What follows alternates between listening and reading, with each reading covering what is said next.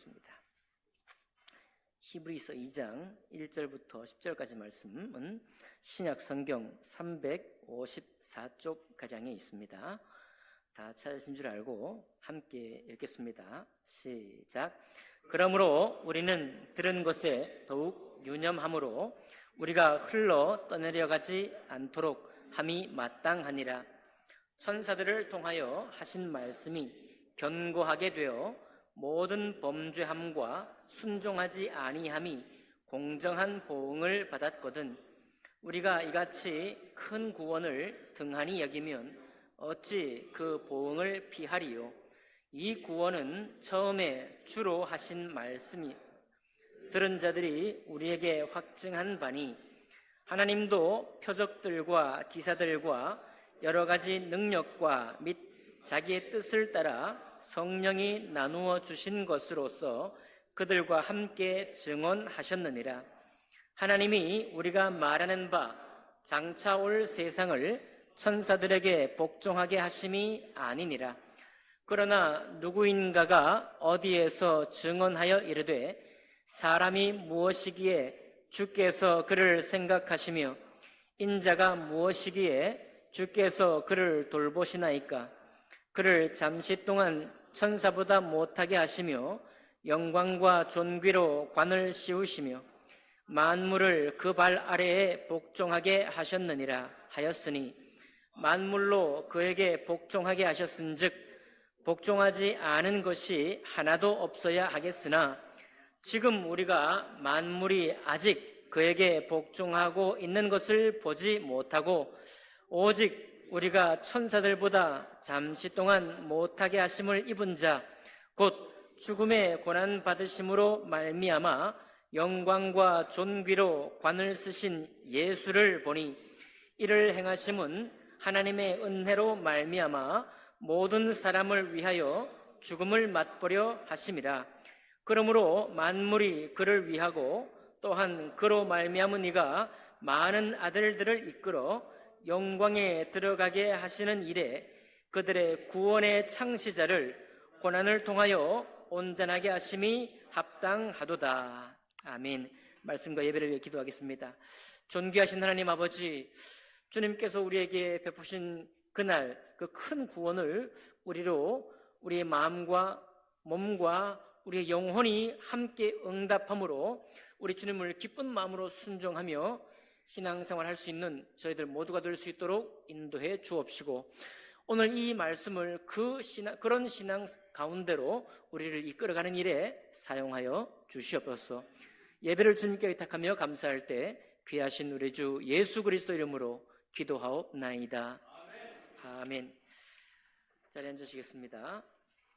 오늘 읽은 말씀을 포함해서 히브리서 2장 전체의 말씀을 본문으로 해서 성도가 받은 큰 구원과 헌신된 삶이라는 제목으로 하나님 말씀 나누겠습니다.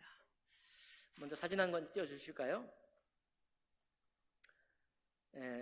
서기 156년 로마 황제 안토니우스 피우스 황제 때에 기독교에 큰 박해가 열흘 동안 있었습니다.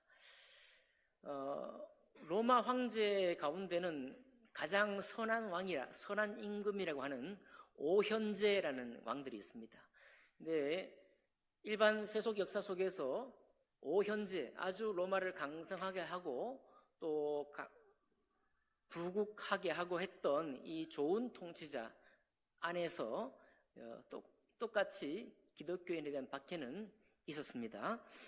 이 10일 동안에 서머나에 기독교의 박해가 있을 때, 그때 순교한 인물이 바로 저기 사진이 보이시나요? 어떤 장면 같습니까? 잡혀가는 장면이죠. 폴리캅이 체포되는 장면입니다. 폴리캅은 사도 요한의 직계 제자입니다. 사도 요한 아시죠? 예수님의 직계 제자요. 주님께서 사랑하셨던 그 제자. 품 안에서 주님의 사랑을 받으신 그 제자의 직계 제자가 바로 폴리캅입니다.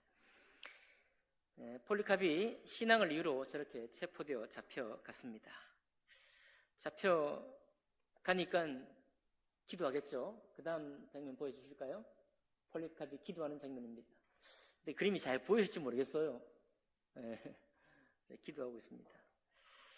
네, 기도하게 된 배경에는 어쨌든 예수 믿는 사람을 잡아 가두는데 이제 황제보다 황제를 숭배하지 아니하고 그리스도라고 하는 예수 그리스도를 통해서 예수 그리스도를 섬기는 제자들이 반역이다라고 하는 것이죠.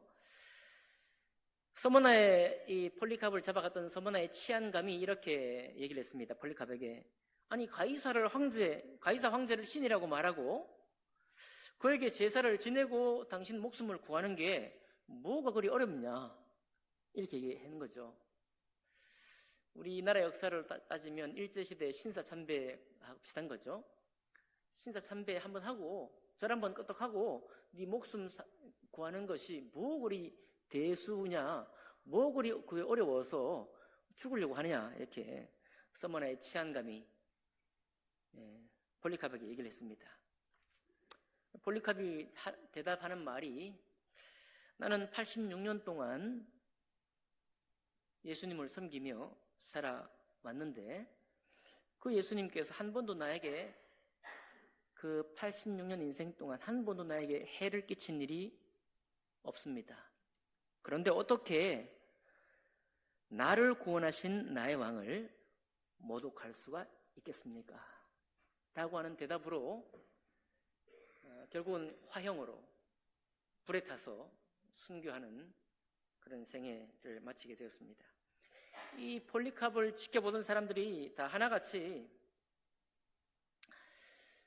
이 사람이 이렇게 훌륭한 사람인데 또 이렇게 경건한 사람인데 이렇게 사형당해야 하는 그 사실에 너무 유감을 표현했다고 해요. 뭐 사람들이 힘이 있습니까? 황제가 죽이겠다는데 누가 그걸 도울 수 있습니까? 안타까운 마음을 표현할 수 있는 것뿐이죠. 유감으로 생각하고 마지막 장면 보여주실까요? 네, 폴리캅의 초상입니다. 너무 앞에 있는 두 사진과는 다르게 굉장히 멋있게 그려놨죠. 자, 순교라는 것을 통해서 주님 앞에 신앙을 지킨 사람을 영광스럽게 표현하는 폴리캅의 초상입니다. 자, 오늘 우리가 하게 될 히브리서는 어떤 책이냐면 히브리서는 바로 폴리캅이 황제를 통해서 예수 그리스도를 부인하라고 하는 요청을 받을 때 그와 같이 믿는 사람이 고통당하고 매를 맞고 추방당하고 감금당하고 사형이나 화형을 당하던 바로 그 시대 그런 엄중한 상황 가운데에서 그런 현실을 맞닥뜨리게 된 유대인 그리스도인 공동체에게 보낸 설교입니다. 설교. 그러니까 우리가 안락할 때 평안할 때에 보내는 읽을 수 있는 내용이 아닙니다. 이것은 한편으로 보면 성경을 통해서 우리 믿는 사람에게 항상 주님이 경고하신 바예요. 진리는 항상 비진리로부터 도전을 받게 되고 항상 충돌하게 됩니다. 주님께서 우리에게 화평을 주러 오셨지만 이 화평은 그냥 마냥 화평에 있는 화평이 아니라 항상 충돌하고 갈등 가운데에서 지켜지는 화평이에요. 그것도 하나님의 이름으로 말입니다. 그러니까 여러분, 우리가 그동안 안온한 시절 가운데에서 편안한 신앙을 한 것에 대해서는 여러분 감사하시고요. 혹여 우리에게 우리 마음을 긴장하게 만드는 어떤 일이 있다고 한다면 그때는 우리가 정신을 차리고 우리가 믿는 바가 무엇이냐 이거예요. 우리가 무엇을 위해서 어떤 부름을 통해서 하나님이 여러분과 저를 부르셨는가, 이것은 때로는 정말 위험한 부르심이 맞는가, 이것은 그냥 우리가 복을 받는 그런 부르심을 넘어서서 우리를 굉장히 위태롭게 만들 수도 있는 그런 부르심인가를 확인할 필요가 있는 것입니다. 2장 1절에 이렇게 말합니다. 그러므로 우리는 들은 것에 더욱 유념함으로 우리가 흘러 떠내려가지 않도록 함이 마땅하니라. 들은 것, 복음이죠. 예수 그리스도의 복음을 듣고 구원받고 침례받아 성도가 되었습니다. 그런데 성도가 된 후에 아주 즐겁고 기쁘게 신앙생활을 하고 있는데 이것이 흘러 떠내려갈 처지에 놓인 것입니다. 그냥 살아가다가 신앙이 약해지는 것이 아닙니다. 지금 폴리카베의 이 이야기처럼 예수 믿는 사람을 잡아 가두는, 감금하고 매를 대고 부인하라고, 너 입으로 부인하라고 요청을 받는 그런 시대에 밖으로부터 우리의 신앙을 지킬 수 없게 만드는 그런 핍박이 있는 시대에 우리가 흘러 떠내려갈 처지에 놓여 있는 거예요. 우리의 신앙을 더 이상 지키기가 어려운 환경 속에 있는 것입니다. 그런 환경 속에서 흘러 떠내려가지 않도록 해야 한다라고 이 히브리서 기자가 편지하는 것입니다. 많은 신사참배의 요청에서 기독교인 목사, 그리스도인들이 신사참배를 당연하게 정부에 순종하는 것이 맞다라고 하고 신사참배를 했던 것처럼, 쉬운 얘기 아닌가요? 절 한번 하고 우리 목숨도 건지고 내 가정도 지키는 것이 더 옳은 일이 아닌가요? 그러니까 여러분, 우리가 신앙생활 하는 것이 농담이 아닙니다. 우리의 신앙생활은 종교적인 어떤 의식이 아니에요. 여러분, 신앙생활이 무슨 예배를 내가 드릴까 말까 이렇게 거래하는 그런 것도 아닙니다. 그런 신앙으로서 이 히브리서를 감당할 수가 없어요. 그런 신앙으로서 하나님의 부름받은 진리의 말씀을 우리가 순종하는 것 자체가 불가능한 것입니다. 그래서 그 핍박 가운데 있는 사람들에게 피를 토하듯이 쓴 것이 히브리서예요. 그러면서 예수님을 향해서 예수님 누구신지를 다시 한번 확증해주고 있습니다. 예수님이 누구시냐?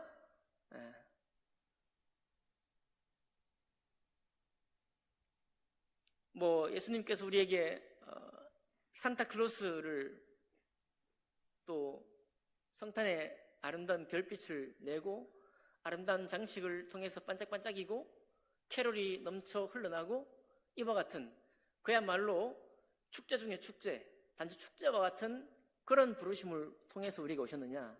그렇지가 않다는 것입니다. 그리고 여러분, 우리는 그래서 여러분과 저희가 사는 생에 이런 일이 없기를 바라지만 우리 주님은 이미 수천 년 전에 예고하셨어요. 그날이 온다라고 예고하고 있습니다. 그날은 어떤 날이냐? 배교의 날이에요. 그날은 큰 핍박과 환난 중에 누구도 입 밖에 내가 예수 믿는 사람이고 난 예수를 위해서 그 진리를 내가 믿고 있다라고 말하기가 어려울 수도 있는 그런 시대가 온다라고 주님이 예고하고 있습니다. 그런데 히브리서 이 설교를 듣고 있던 이 청중들은 지금 만나고 있는 거예요. 자기 살아생전에 지금 만나고 있는 것입니다. 그러면서 오늘 말씀의 제목이 성도가 받은 어떤 구원이요? 오늘 말씀의 제목이 성도가 받은 큰 구원. 큰 구원이라는 표현이 모든 성경 속에서 오늘 히브리서 여기 한 자리에만 있습니다. 아니, 구원이면 구원이지 큰 구원은 뭡니까? 그렇잖아요? 구원받으면 구원받은 거고 큰 구원이 뭡니까? 큰 핍박 가운데 있었기 때문에, 큰 핍박 가운데 있기 때문에 이 우리가 받은 구원이 그냥 받은 구원이 아니요, 큰 구원이라는 겁니다. 그 큰 핍박 가운데에서 그 핍박 속에 있는 성도들을 진리 가운데에서 신앙을 고백하며 살 수 있도록 하는 그 큰 구원을 우리 주님이 우리에게 주셨다라고 선포하고 있는 거예요. 그러니까 여러분과 저도 큰 구원을 받은 사람들입니다. 이 구원을 등한히 여기거나 소홀히 여기는 것 자체가 있을 수가 없어요. 여러분은 좀 마음을 좀 격동시킬지 모르겠습니다. 청년들은 목전에 있는 정치적인 일에 대해서 여러분들 자신의 소신을 가지고 행동할 줄 알아야 됩니다.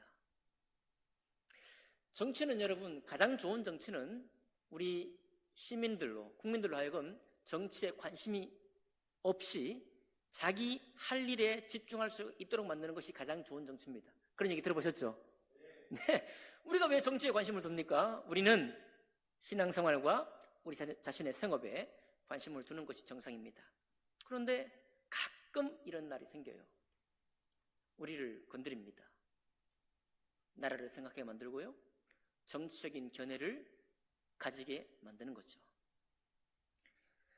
그럴 때 연세 드신 분들은 뭐 어떻게 행동하시겠습니까? 청년들은, 젊은 사람들은 여러분의 소신을 따라서 행동할 필요가 있습니다. 왜 그러냐?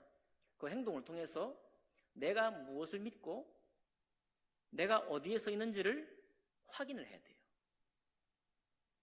이럴 때 정치에 무관심하다, 그거는 문제가 심각해요. 무슨 소신이든지 행동할 줄 아는 청년이어야 합니다. 이럴 때 우리 주님은 구원의 큰 구원을 여러분과 저에게 주셨습니다. 말합니다. 무엇을 통해 말하느냐? 첫 번째, 천사를 통해 말해요. 2절 봅니다. 천사를 통하여 하신 말씀이 견고하게 되어 모든 범죄함과 순종하지 아니함이 공정한 보응을 받았거든 이라고 말합니다. 유대인 그리스도인은요, 왜 지금 천사란 말이 나오느냐? 구약 성경의 모든 선지자를 통해서 하나님 말씀을 기록했는데, 그 모든 선지자들이 누구를 통해 하나님 말씀을 기록하느냐? 천사를 통해서, 천사를 중개해서 하나님의 영을 중개자로 삼아서 하나님 말씀을 기록한 것이거든요. 모세를 비롯해서 수많은 사람들이 구약 성경의 말씀을 기록했습니다. 그게 바로 천사를 통하여 하신 말씀인 거예요. 그러니까 구약 성경에 있는 모든 율법들, 토라의 말씀을 지키는 것이 중요한 거예요. 왜? 하나님이 천사를 중개자로 삼아 하나님의 사람들을 통해서 지키도록 유대인들에게 허락한 말씀이기 때문에. 맞죠? 그런데 우리는 기억합니다. 우리는 광야 생활 속에서 하나님 말씀을 지키지 않았을 때, 천사를 통해서 받은 하나님 말씀을 지키지 않았을 때 이스라엘 백성들이 어떤 대접을 받았을까요? 하나님께로부터 순종하지 않고 범죄하는 것에 대해서 공정한 보응을 받았다고 말하고 있습니다. 당연한 것이라는 거예요. 하나님의 말씀을 순종하지 아니하는 것은, 순종하지 아니해서 보응을 받는 것은 구약 성경이 증명하고 있는 것이고 이스라엘 백성들이 이미 당한 것이고, 그렇기 때문에 마땅한 것이라는 거예요. 여러분, 그러니까 진리의 말씀은 순종하도록 여러분과 저에게 주신 것입니다. 타협하는 것이 아니에요. 이거는 거래하는 것이 아닙니다. 적당히 행사하는 게 아니에요.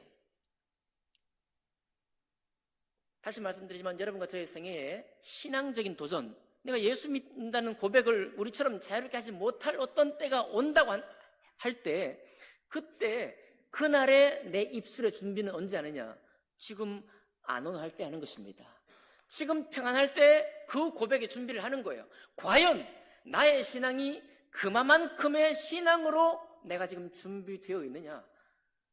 내가 믿는 이 주님이 과연 그만큼 큰 주님이 맞느냐? 이거 우리가 일상 신앙생활 하면서 스스로 연단하고 스스로 확인해 가야 하는 것입니다. 그런데 우리 주님은 무슨 얘기 하느냐? 구약의 그 말씀을 지키지 않은 사람도 공정한 보응을 받았거든. 그 다음이에요. 더욱 말씀의 주인이시고, 오늘 또 뭐라고 하고 있습니까? 어디 말씀에 나와 있죠? 구원의 창시자, 10절에 나와 있죠? 구원의 창시자, 아르케라고 합니다. 아르케는 태초에 이런 말이에요. 태초에. 창세기에도 나오고, 거긴 히브리어지만요, 요한복음 1장 1절에도 나오죠. 태초에 말씀이 계시니라. 그때 태초에가 아르케고요, 여기 구원의 창시자란 말로 쓰인 이 창시자도 아르케입니다. 그러니까 구원은 예수께로부터 온 거예요. 예수님이 구원의 창시자입니다. 구원의 주님이에요. 구원의 지도자입니다. 그분이 우리를 구원하신 그 구원에 관하여서 여러분과 제가 등한히 여기거나 이 구원이 아무것도 아닌 것처럼 생각한다고 한다면 어떻게 된다는 말입니까? 모든 범죄함과 순종하지 아니함, 구약 말씀을 지키지 않은 이스라엘 백성이 공정한 보응을 받은 것처럼 그것도 공정한 보응을 받았는데 이 놀라운 예수 그리스도의 구원을 온전히 순종하지 못한다고 할 때 어떤 어려움이 있겠느냐 그 말입니다. 신기하죠? 아니 구원받으면 즐거운 일인데, 구원받으면 기쁜 일인데 무슨 거기에 보응의 말씀이 있을까? 이 무슨 얘기일까요? 핍박의 얘기입니다. 너 지금 절하지 않으면 너 잡아가 둘 거야 라고 하는 환경 속에서 말하는 거예요. 그러니까 여기서 구원을 순종한다는 말은 무슨 뜻이라고요? 내가 내 삶에 위협이 오고 핍박이 오고 매를 맞고 감금당하고 매질당하고 죽음의 위협이 오고 사형의 위협이 올 때 그때 나의 입술과 내 영혼이 주님을 부인하는 것은 어떻게 된다는 겁니까?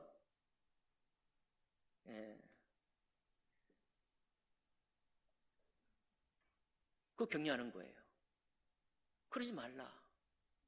우리의 구원은 생명 같은 구원이라는 겁니다. 폴리카비 말한 것처럼요. 여러분과 제가 지금까지 신앙생활을 하고 있는 것 주님의 은혜죠? 우리 한번 물어봅시다. 폴리카비 얘기했습니다. 나 86년 동안 주님을 믿고 신앙생활을 했는데 이 86년 동안 주님 나에게 해를 끼친 적이 없습니다. 있습니까? 고난은 받은 적이 있으시죠? 고생한 일은 있으시죠?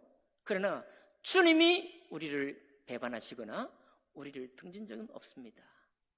그런데 폴리카비의 고백이 여러분과 저의 고백일까요? 어찌 나를 위협하는 상황이 있다고 해서 나를 배반하지 않으신 주님을 내 입술로 배반할 수 있겠습니까? 이게 바로 주님의 큰 구원을 받은 성도의 응답이에요.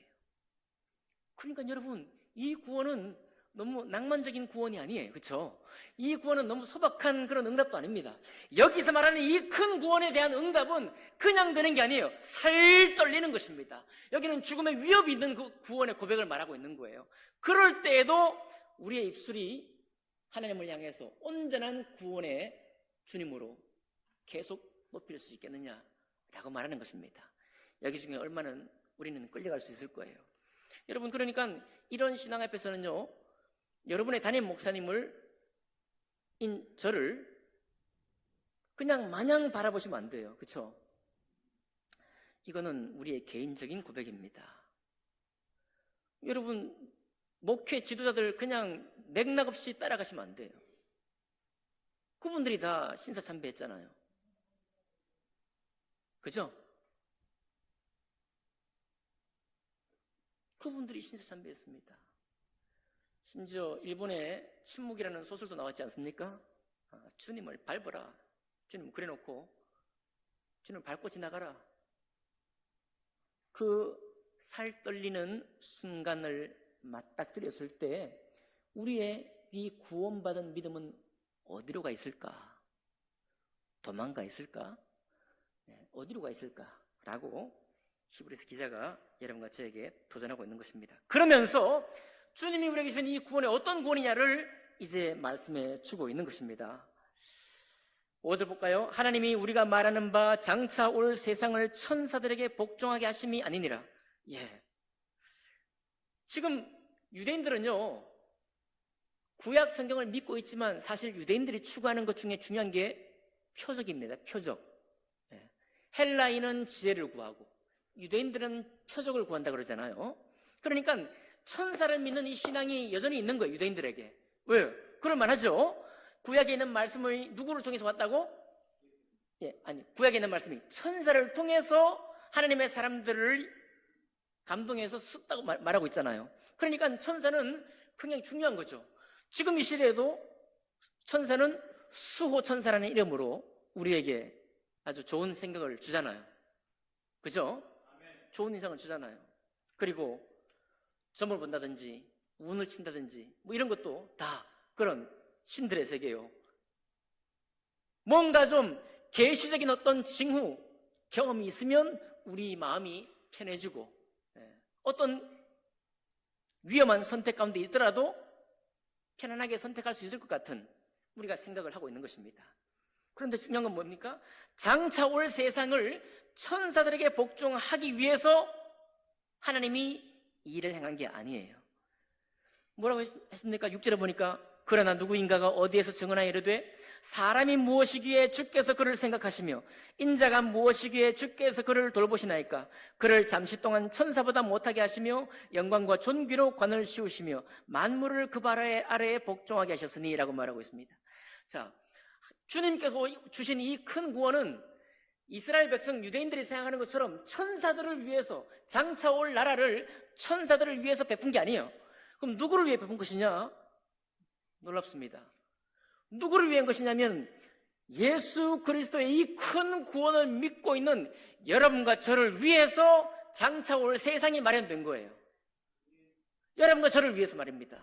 우리는 때때로 우리의 나약함과 우리의 부족함과 인간적인 한계 때문에 사람을 별 볼 일 없게 생각할 때가 많아요. 사람을 신뢰하지 않기도 하고 사람을 사랑하는 것을 너무 어렵게 여기기도 합니다. 왜냐하면 우리 일상생활 속에서 부딪히는 대부분의 경험들이 그런 신호를 자꾸 보내기 때문에 그래요. 누구를 믿었더니 발등지키는 경험을 하게 되기 때문에 그렇습니다. 예수의 큰 구원을 믿고 따라왔더니 카톨릭하고 개신교가 전쟁을 해가지고 수십만의 사람들이 죽어나갔던 유럽의 그 역사를 우리로 보게 만듭니다. 야, 이거 맞나 이거 말이에요. 예수를 믿었더니 목사님들이 막 열심히 예수 믿고 구원받으라고 해놓고서 정치적인 위협이 왔을 때 전부 다 그 위협을 이기지 못하고 버티지 못하고 변절하더라고요. 야, 믿는 사람들을 보니까 정말로 이 진리 가운데에서 하나님의 부르심을 받고 진리를 위해 사는 사람들이 그렇게 많지는 않더라. 예, 얼마나 많은 신호들이 우리에게 오는지 모릅니다. 예수 믿는 게 뭘 그렇게 진지하게 믿어? 여러분, 살짝 제 고백을 해야 되겠군요.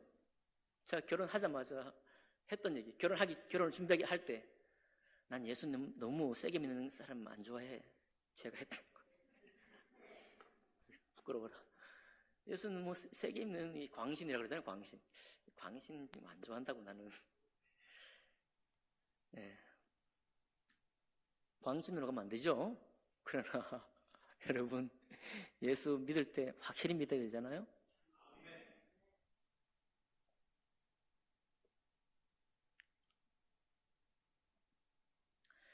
구절입니다. 오직 우리가 천사들보다 잠시 동안 못하게 하심을 입은 자고 죽음의 고난을 받으심으로 말미암아 영광과 존귀로 관을 쓰신 예수를 보니 이를 행하심은 하나님의 은혜로 말미암아 모든 사람을 위하여 죽음을 맛보려 하심이라. 예수님께서 오신 것이 천사를 위한 것이 아닙니다. 하늘의 모든 신들을 위해 온 게 아니에요. 우리 주님께서 오신 것은 오직 모든 사람, 이 사람을 위해 오셨습니다. 여러분과 저를 위해서 오셨어요. 이 믿을 것이 없는, 이 부족한, 이 연약한, 이 나약한 사람들, 믿기 어려운 사람들을 위해서 오신 거예요. 말이 됩니까? 모든 사람을 위하여 죽음을 맛보려 하려 하심이라. 여러분, 천사는 우리가 참 몸이 없기 때문에, 몸이 없는 천사는 죄도 안 져요. 타락한 천사 말고 몸이 없기 때문에 죄 지을 일도 없습니다. 몸이 없기 때문에 주님의 영광을 받을 일도 없어요. 그런데 예수님께서는 몸을 입고 오셨습니다. 몸과 육체가 있는 한, 우리 사람이 어려운 게 무엇입니까? 몸이 있고 육체가 있는 한 범죄가 가까워요. 그렇죠?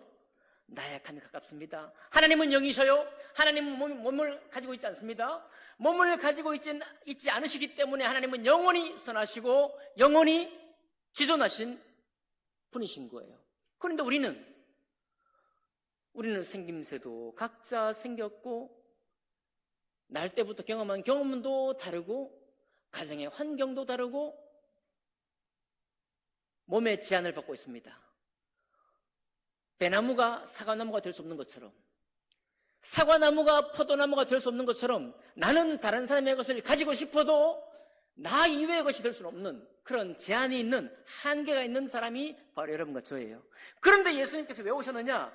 바로 그렇게 한계가 있고 뭐가 나고 부족하고 연약한 바로 우리를 위해서, 죽음을 맛볼 수밖에 없는 우리를 위해서 구원하시기 위해서 오셨습니다. 하나님의 은혜로 말미암아 모든 사람을 위하여 죽음을 맛보려 하심이라. 그러면서 그러므로 만물이 그를 위하고 또한 그로 말미암아 네가 많은 아들들을 이끌어 영광에 들어가게 하시는 일에 그들의 구원의 창시자를 고난을 통하여 온전하게 하심이 합당하도다. 여러분, 그러니까 주님이 죽으시기 위해 오신 것이 합당한 것입니다. 주님이 죽음을 겪지 않으시면 죽음에 내어지게 될 우리를 도우실 수가 없는 거예요. 우리 모든 사람을 구원하시기 위해서 주님께서 먼저 죽음에 들어가시고, 그리고 주님은 의로우시니 죄가 없으신 주님이 사단에 의해서 사람들 손에 죽임을 당했으니 그분이 사흘 만에 살아나실 수밖에 없는 일이고, 그러므로 우리도 다 죽게 됩니다. 몸을 가지고 있기 때문에, 육체를 가지고 있기 때문에, 또 우리에게도 죄가 있잖아요. 죄 있는 육체를 가지고 있기 때문에 여러분과 저는 죽게 됩니다. 그러나 죽게 될 우리를 다시 살리실 구원을 우리에게 주시기 위해서 주님이 친히 죽으시고 다시 사신 것입니다. 이게 바로 우리가 복 받지 못하던, 박복하던 인생에서 복 많이 받는 인생으로 바뀌는 것이 구원이 아니라, 우리의 모든 것을 다 영으로 만들고 무로 만들 수 있는 죽음까지도, 죽음에서부터 여러분과 저를 부활의 생명으로 영원히 살게 하시기 위해서 오신 분이 주님이에요. 그래서 우리를 모든 것으로부터 건져내신 것이 주님이 우리에게 선물하신 구원이라는 것입니다. 모든 것으로부터 구원하신 거예요. 죽음에서부터도 우리를 구원하신 것입니다.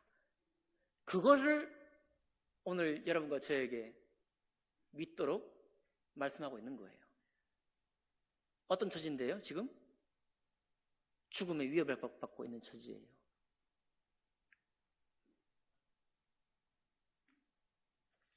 예수님은 천사보다 귀하십니다. 그리고 콕 집어서 히브리서 기자가 말해요. 우리 15절 한번 읽어볼까요? 15절 시작. 죽기를 한평생 매여 종노릇하는 모든 자들을 놓아주려 하심이니. 결국 여기 있습니다. 제가 종종 여러 번 말씀드렸습니다. 모든 세상의 통치자는요, 통치에 두 가지 큰 방편이 있습니다. 첫 번째는 빵이고요, 두 번째는 칼입니다. 이거는 뭐 민주주의 사회가 된 지금도 마찬가지죠. 경제를 막아서면 우리가 변절이 가깝습니다. 신앙을 포기하는 것이 가까워요. 칼로 목숨을 위협해도 우리의 신앙을 버리고 도망갈 일이 우리 바로 앞에 서 있게 됩니다. 그러니까 칼과 빵을 틀어주게 되면 우리가 어떻게 살아요?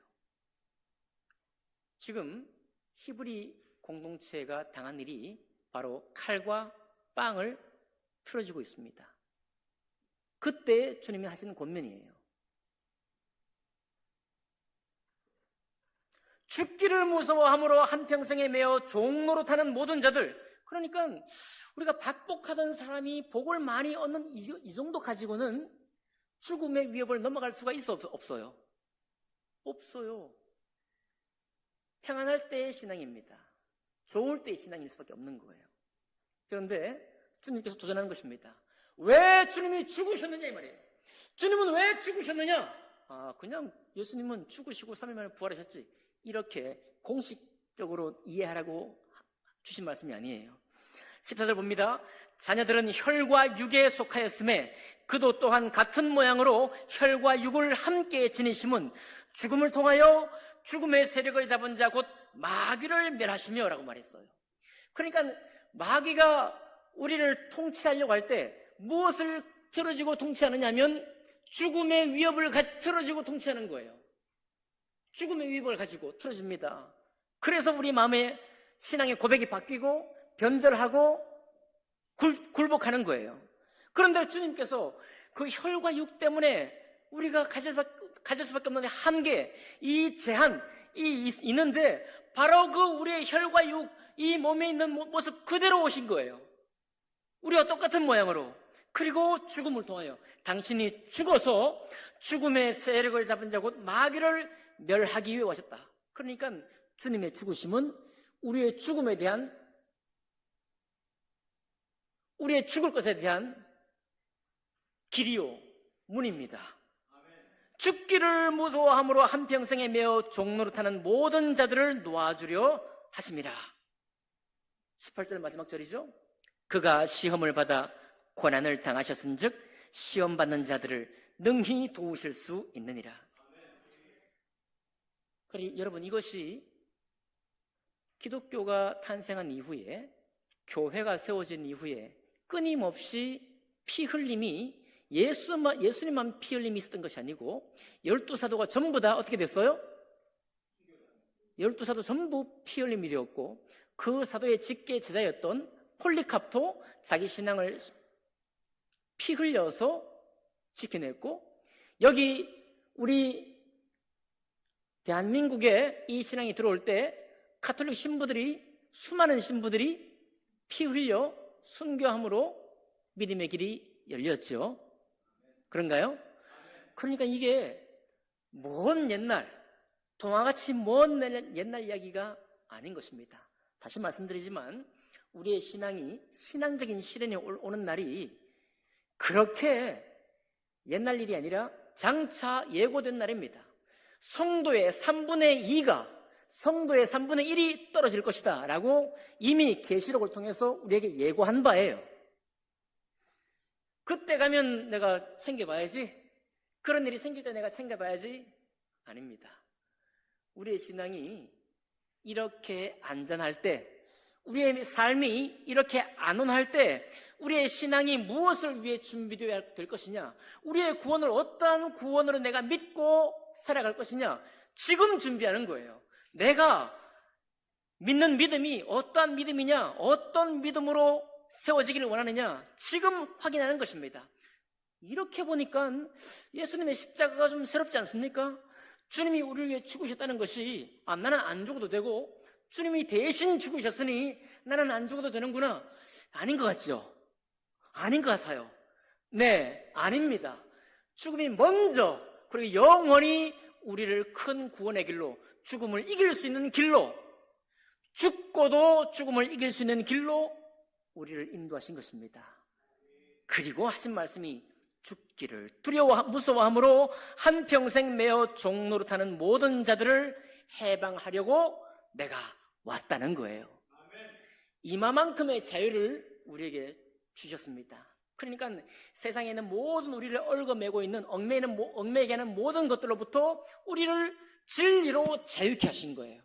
진리의 말씀대로 살 수 있도록 우리를 떼어서 건져내셔서 진리 안에서 살 수 있도록 우리를 인도하신 것입니다. 이게 바로 구원인 것입니다. 이게 바로 큰 구원인 거예요. 이 구원을 선포하는 것이 교회입니다. 12절에 내가 주의 이름을 내 형제에게 선포하고 내가 주를 교회 중에서 찬송하리라. 그러니 이 구원을 받은 사람이 부르는 노래가 찬송인 거예요. 근데 이런 어려움을 언제 우리가 훈련하느냐, 언제 우리가 연단하느냐, 세상이 혼란스러울 때 우리 자신에게 물어보는 것입니다. 야, 내가 이 자리에 있을 때, 내가 저 자리에 있을 때 내 신앙이, 내가 믿는 이 구원이 나를 건져낼까? 내가 이 믿음 앞에, 이 두려움, 이 떨리는 일 앞에 서 있을 때 내가 이것을 차고 나갈 수 있을까? 누구에게 물어보는가 하면 여러분의 담임 목사님 저에게 물어보지 마시고 여러분 스스로에게, 양심에게 물어봐야 합니다. 다시 말씀드리지만 우리 일상의 삶으로는 결코 준비되지 않습니다. 항상 사는 삶으로, 매일의 삶으로는 이 믿음은 준비되지 않습니다. 이것은 도전받아야 돼요. 이것은 내가 헌신하고 도전받고 확인해 보면서 나에게 생기는 신앙입니다. 그 신앙이 점점 준비되어 갈 때 우리가 어떤 선택을 할까요? 주님의 일이 내 가슴에 점점 들어오는 것입니다. 하나님 말씀이 생명처럼 점점 더 들어오게 돼요. 그리고 내 삶의 방향이 하나님의 말씀과 이 큰 구원을 위해 드려지게 되는 것입니다. 그런 삶이 여러분과 제 앞에 있습니다. 우리의 앞으로의 신앙생활이 어떠한 색깔로, 어떤 빛깔로 채워갈지 우리는 알지 못합니다. 그러나 성경은 허투루 쓰여 있지 않습니다. 여러분과 저의 신앙이 참 이 떨리는 마음 가운데에서 연단받고 준비되어서 앞으로 우리가 고백하는 이 구원은 큰 구원이 되고 그리고 우리를 자꾸만 잡아채가는 삶이라고 하는 이 큰 요청 앞에서 주님의 큰 구원을 받은 사람으로서 살 수 있기를 결단해가는 여러분과 저의 신앙이 되기를 주님 이름으로 축복합니다. 기도하겠습니다.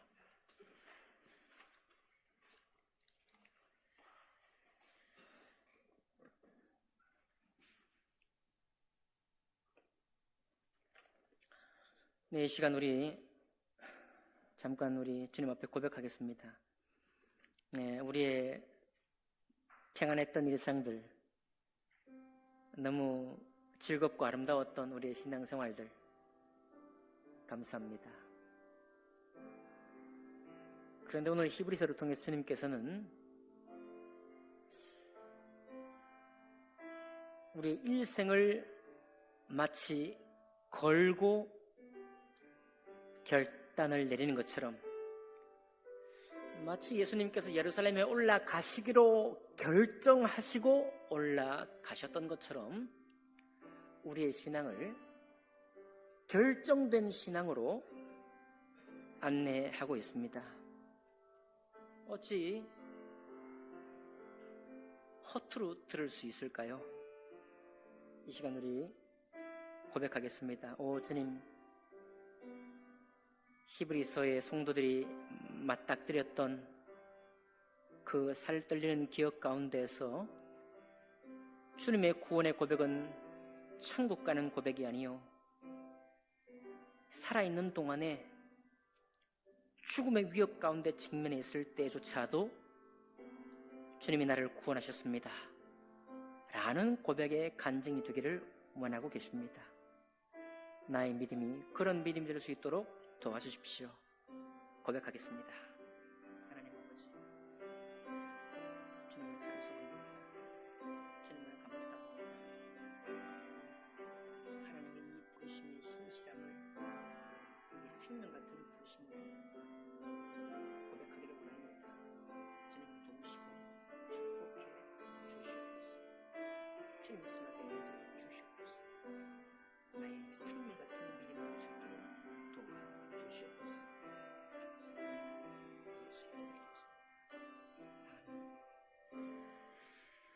존귀하신 하나님 아버지, 우리의 구원이 생명 같은 구원이 될 수 있도록 이 시간 고개 숙여 머리 숙여 기도한 당신의 사람들을 영원토록 인도해 주시고 이끌어 주시옵소서. 감사드리며 귀하신 우리 주 예수님 이름으로 기도하옵나이다. 아멘. 우리 다 같이 이 시간 찬송가